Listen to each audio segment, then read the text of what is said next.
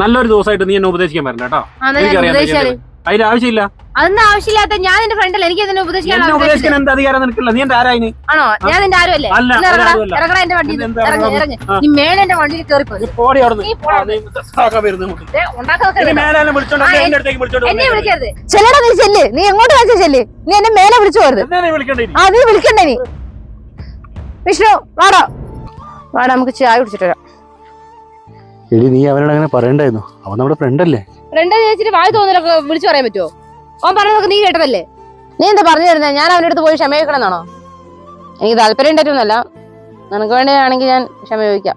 വേണം. നമുക്ക് അവന്റെ വീട്ടിൽ പോയിട്ട് അവനെ കണ്ട് സംസാരിക്കാം. എന്നാ വാ പോ.